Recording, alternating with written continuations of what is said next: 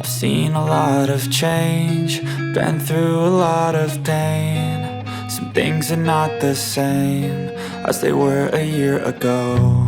Bonjour à tous, c'est Kiki, j'espère que vous allez bien. On se retrouve aujourd'hui pour préparer ensemble une toile d'un patron que j'ai reçu en cadeau de la part de mon mari. Et voilà, j'avais très envie de la commencer. Et du coup, je me suis dit que ça pouvait être sympa de vous montrer ma préparation. Je sais que généralement, vous aimez bien ce genre de vidéo pour vous montrer comment je calcule mon point de départ, comment je prépare mes fils. Voilà quoi. Et le morceau de toile dont j'ai besoin, évidemment. Alors, je vais vous afficher en premier lieu le motif pour que vous puissiez voir de quoi on parle. Mais normalement, vous l'avez vu sur la miniature, hein. Donc c'est un modèle de chez All Forest. Ce sera mon premier. J'avais déjà des patrons dans mon pattern keeper, mais je les ai jamais brodés. Là, ce sera le premier. Franchement, j'adore. Déjà, je sais pas si vous pouvez le constater, mais il y a du kaki. Donc kaki qui est une de mes couleurs préférées, hein, je vous le dis souvent. Et en association avec le violet, c'est juste sublime. Après, au niveau du motif en lui-même, je le trouve super beau. Le cerf, il est magnifique. Les fleurs sont très jolies aussi. Il y a un genre d'attrape-rêve avec la lune inversée là, au-dessus du renne. Et les petits pendants, là, je trouve ça vraiment trop beau. Alors, c'est un patron, donc comme je vous l'ai dit, de chez All Forest, mais il ne comprend que du point de croix. Parce qu'il y a des patrons où il y a des points spéciaux. J'ai un autre patron aussi, parce qu'il m'en a offert deux. J'ai un autre patron, mais que je vous présenterai plus tard, où il y a des points spéciaux. Alors qu'ici, on n'est que sur du point de croix. Et du point arrière, mais très peu. Alors, j'ai essayé de trouver où est-ce qu'il était. Moi, de ce que j'ai vu, après, il faudrait que je regarde un peu plus en détail le patron. Mais ce serait, vous voyez, en dessous de la lune inversée, là, il y a des petits pendants, comme des petits bijoux qui pendent. Et en fait, c'est pour faire le fil, en fait. Donc, j'en ai vu que là. Mais possible qu'il y en ait ailleurs. Il y en a aussi sur les... Comment ça s'appelle? Les bois, les bois du cerf. Il y a aussi il y a des pendants aussi. Donc, à chaque fois, en fait, qu'il y a des pendants, il y a du point arrière. Mais à part là, donc c'est très peu, hein, finalement. À part là, j'en ai pas vu d'autres. Donc c'est une bonne nouvelle. Ce patron s'appelle, si je me trompe pas, attendez, je l'avais noté, Moondir. Donc Moon pour lune, Dir, je sais plus ce que ça veut dire. En deux mots, hein, Moondir. Alors, j'ai pas été voir les prix parce que comme c'est un cadeau, mais généralement, pour ce genre de modèle chez All Forest, il faut compter aux alentours de 10 $, hein, le patron. Donc en euros, je sais pas combien ça fait, un petit peu moins. Alors, en termes de points, il fait 185 par 445 points. Donc c'est quand même assez... en fait, c'est pas très large, mais c'est assez long. C'est tout en hauteur. Mais je m'attendais pas à ce qu'il soit si grand. Après, il y a beaucoup de vide, hein. Tout n'est pas à broder vu que c'est du partiel, donc ça devrait quand même aller vite. Bon, quand je dis vite, ça veut dire quand même quelques mois, hein. Mais je veux dire, ça sera toujours plus rapide que si c'était une couverture totale. Ce qui est chouette avec ce patron, c'est qu'il ne comprend que 4 couleurs de DMC.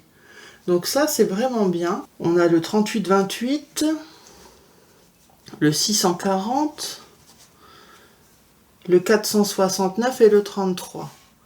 Donc voilà, ça va être une illustration à 4 couleurs. Donc ça, c'est bien aussi parce que du coup, ça revient pas trop cher pour l'instant. Je dirais que le plus cher, ça va être la toile. Moi, j'avais en stock.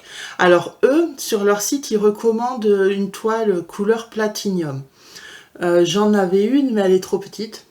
Par contre, j'ai celle-ci qui est un peu plus jaune que la platinium, mais écoutez, c'est un reste de coupon que j'avais qui normalement est suffisant. Donc la dimension qui est écrite là, c'était la dimension initiale, hein, 75 par 110, là c'est un reste. Donc je vais revérifier avec vous s'il passe, mais normalement ça passe. Mais c'est pas couleur platinium, c'est couleur parchemin, celui-ci. Mais je trouve que j'ai les deux, donc j'ai pu comparer. Le platinium, il est plus clair en fait, tout simplement. Le parchemin, il est un peu plus jauni. Mais ça fera l'affaire, hein, parce que là, il faut quand même un beau coupon, donc si je peux économiser en faisant avec mes restes, je préfère.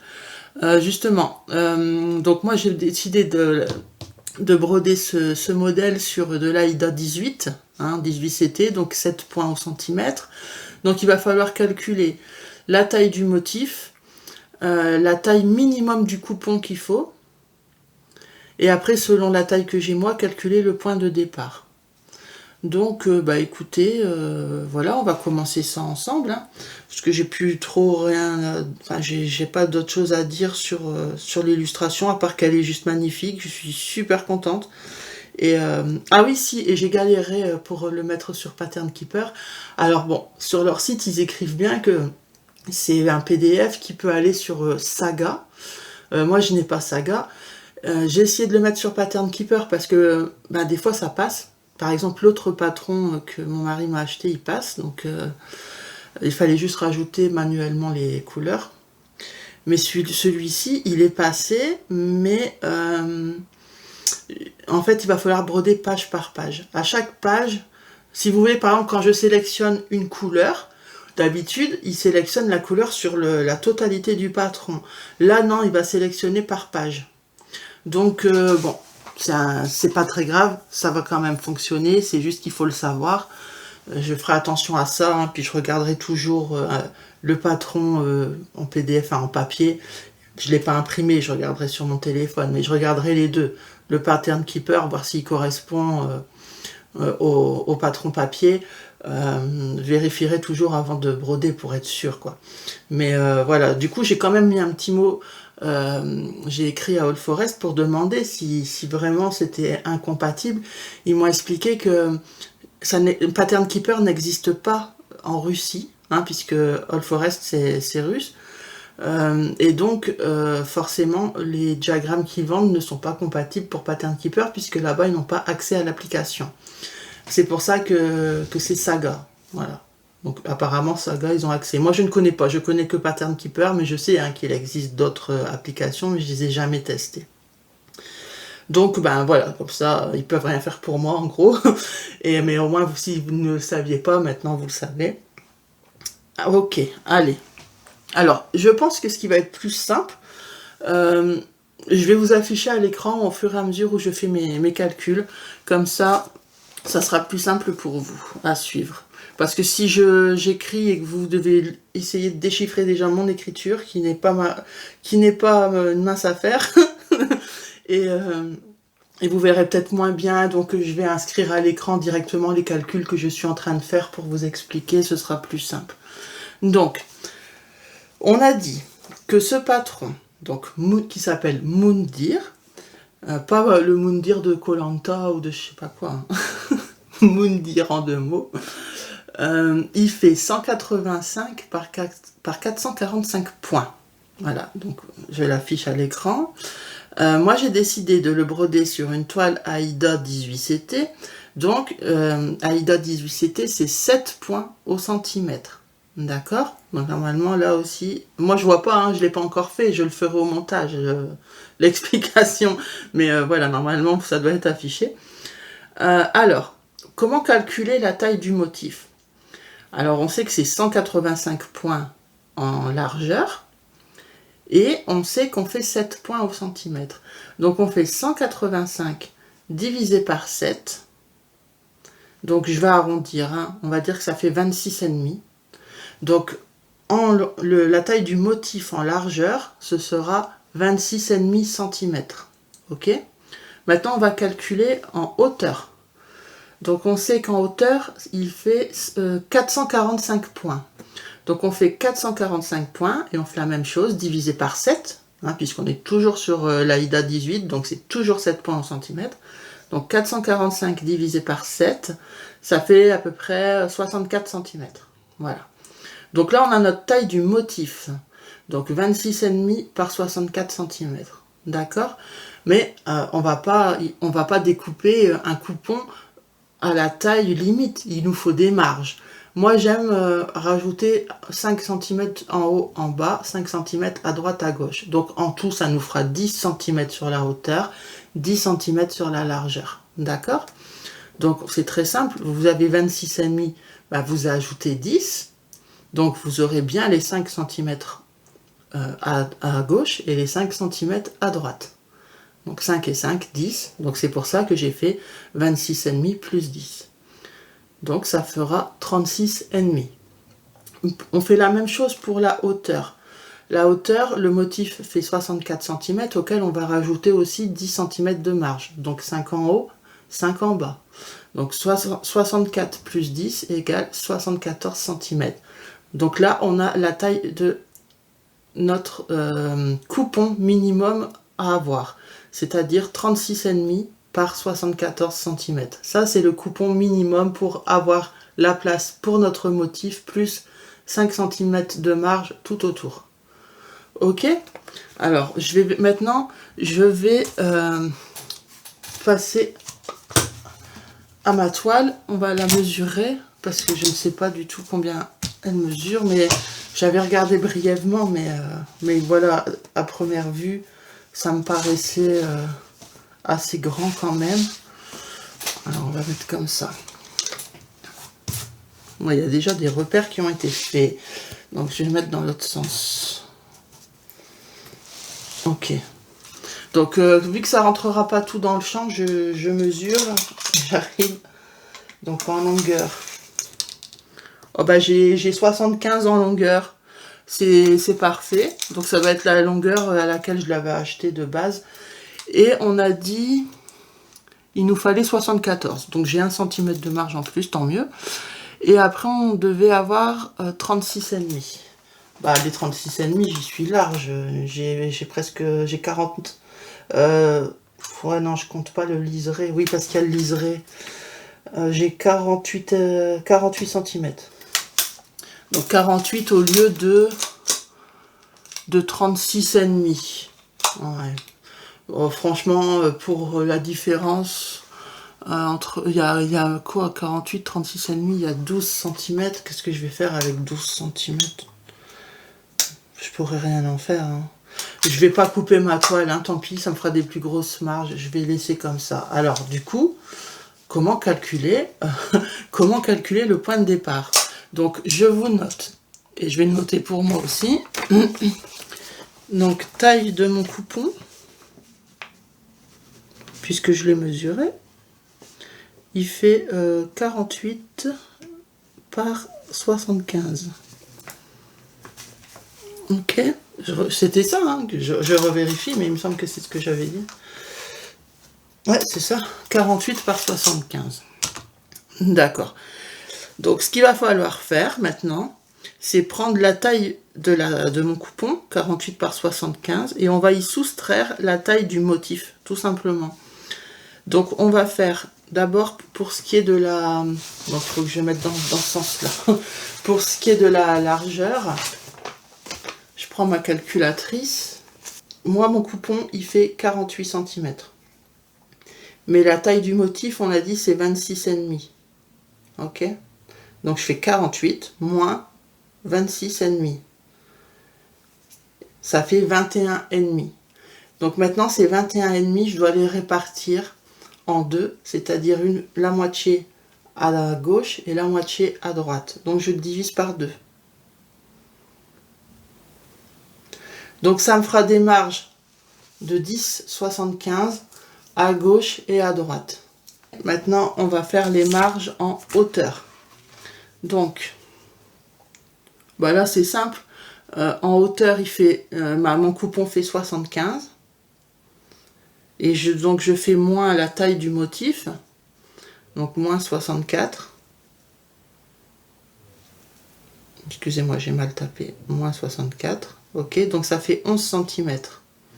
Les 11 cm, je dois les répartir. Une partie en haut, une partie en bas. Donc, je divise par 2. Donc ça me fera des marges de 5,5 cm. Donc 5,5 en haut, 5,5 en bas. Voilà. Donc maintenant, on a nos repères. C'est-à-dire, pour savoir le point de départ, où est-ce que la broderie commencera, le premier point posé, il va falloir trouver le repère. Donc il va falloir mesurer comme ça, en largeur 10,75 et en hauteur 5,5. Et à la jointure des deux, on aura le point de départ. Voilà, donc on va faire ça. Donc je prépare un stylo. Oh là là, il fuit. Mince, il fuit. Au secours. Attendez, j'en prends un autre. Il n'y avait pas de capuchon dans celui-là. Je vais croire que non. Bien sûr, j'ai pris le seul qui avait pas de capuchon. Oh, là, j'en prends un autre. Hein. J'en prends un autre. J'en ai mis partout. Même sur mes étiquettes. Ok, donc je vérifie qu'il fonctionne. Oh, bah, pour l'instant, voilà, c'est bon, il fonctionne. Alors, est-ce que vous voyez bien déjà? On va essayer de zoomer un peu. Voilà, donc je ne peux pas zoomer plus, sinon ça floute, ok? Donc, je prends mon mètre.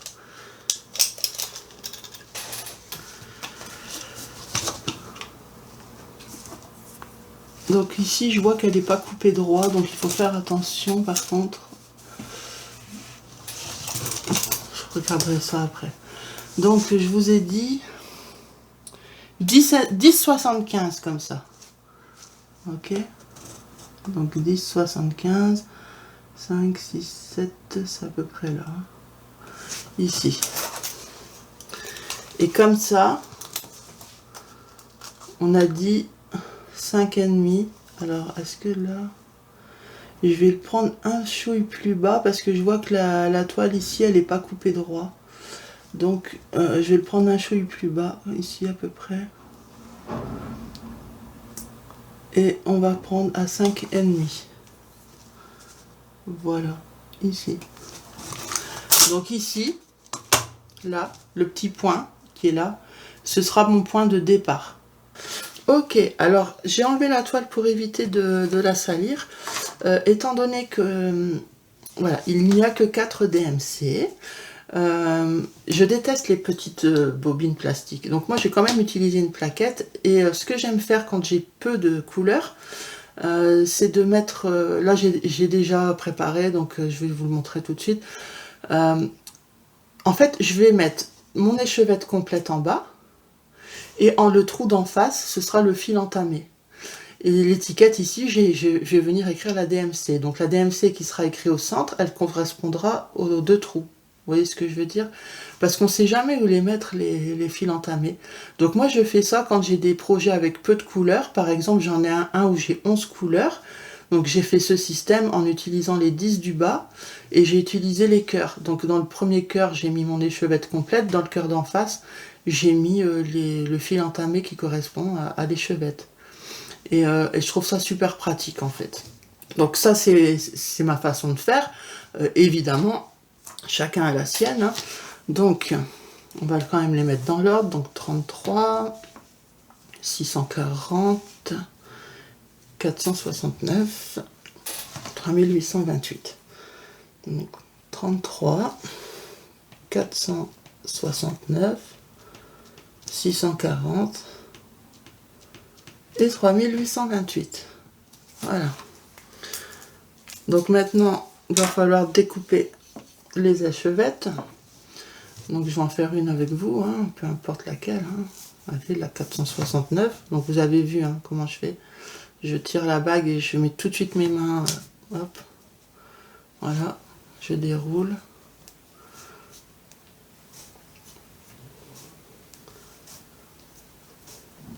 Donc moi, ma technique, c'est pour éviter les nœuds. Hein, c'est pour ça que je mets ma main. Je vous l'avais déjà montré. Hein, et on va venir couper tous les fils à la même longueur. Donc voilà, s'il y a des personnes qui ne savent pas comment, c'est pour ça que je le remontre.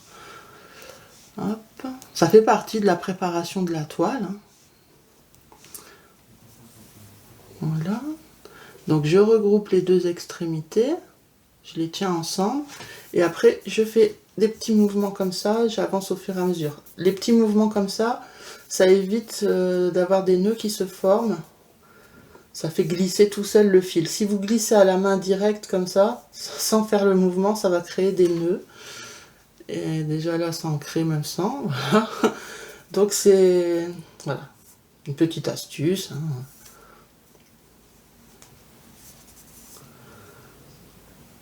Voilà, c'est bon. Voilà, donc ensuite la boucle, je viens la coller à mes deux extrémités. Et maintenant, je tiens le tout ensemble et on fait la même.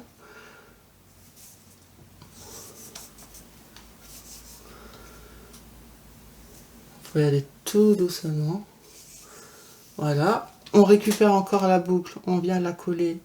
On prend le tout ensemble et on le refait une dernière fois. Donc là, il n'y a plus de nœuds. Hein.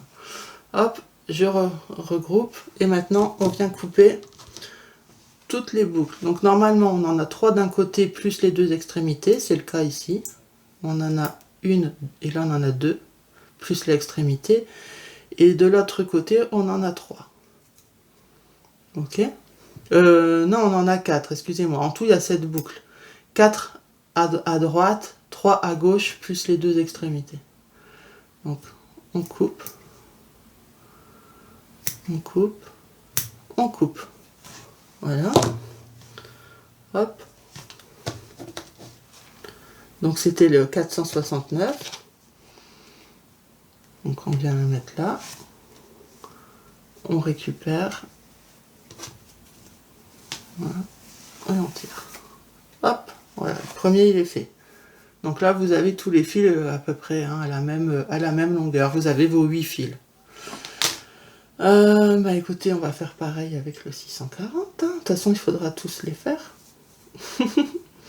Alors bon, des fois, on n'a pas de chance. Hein. Des fois, on a beau mettre notre main. Ça, non, voilà. Des fois, c'est bobiné d'une façon, on n'a pas le choix. Ça fait des nœuds. Bon, là, ça a l'air d'aller. Je crains plutôt pour celle-là, moi.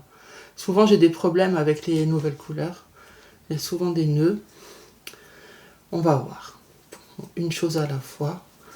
Donc là, on est sur 2 verts kaki. Hein. Le premier, il est bien vert. Celui-ci, il est plus clair, mais il est super beau. J'adore. Il paraît peut-être gris, mais il n'est pas gris du tout. Hein. C'est vraiment un vert. Hop. Voilà. Donc, pareil, hein, on rassemble nos 2 extrémités, puis on va chercher l'autre bout, mais on est obligé de faire attention.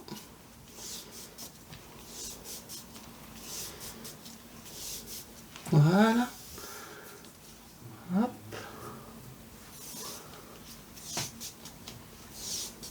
Après, pour 4 couleurs, c'est vrai que j'aurais pu mettre sur bobinette, hein, mais ça a formé un nœud.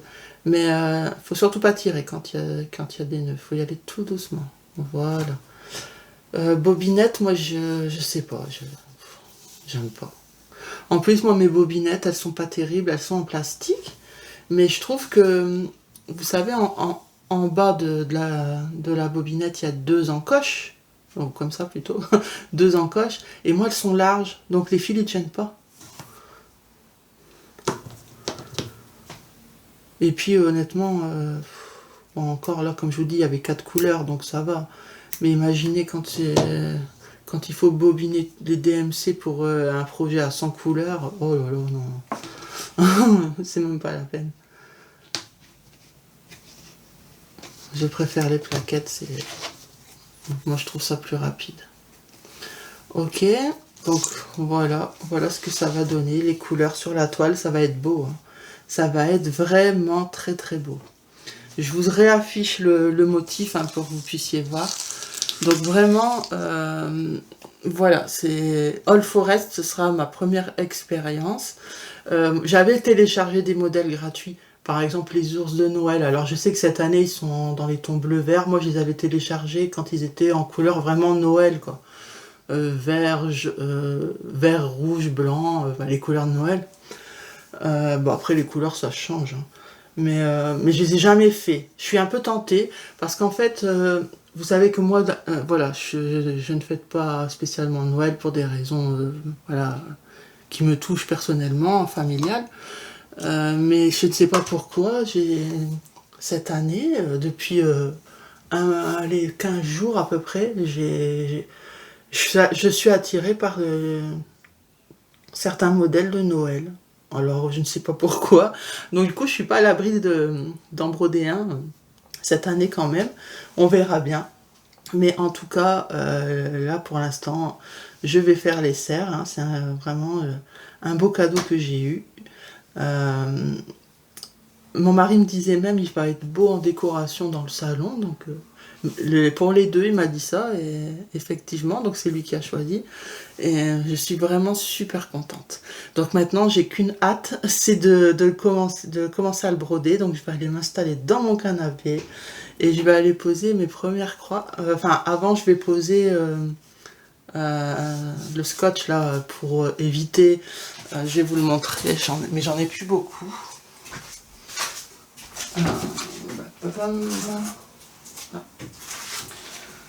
Donc si vous êtes flemmarde comme moi pour faire le surfilage, il existe les scotch de masquage, hein, donc c'est les scotch de peintre, vous savez, pour faire les démarcations quand ils peignent, quoi. Moi je mets ça autour de mes toiles, donc c'est pas moi qui l'ai inventé, hein, il y a beaucoup de gens qui le font. Voilà, moi j'ai pas de machine à coudre et franchement je trouve ça long de surfiler, j'ai pas envie, moi j'ai qu'une envie, c'est de broder mon projet et pas de passer des heures à faire mon surfilage, surtout que là la toile est grande.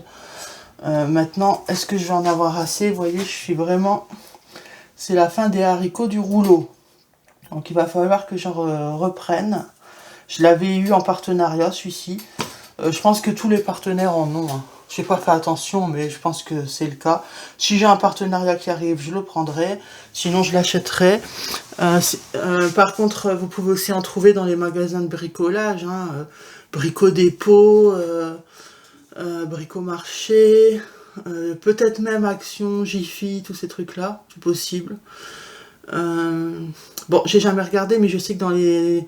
C'est forcé que le Roi Merlin, Bricomarché, Bricorama en ont, puisqu'ils ont le rayon peinture, ben c'est le bricolage, quoi. Donc c'est forcé qu'ils en aient. Hein. Si vous n'avez pas envie de commander en Chine ou quoi que ce soit, que vous voulez tout de suite, vous savez que vous pouvez aller dans les magasins. Voilà.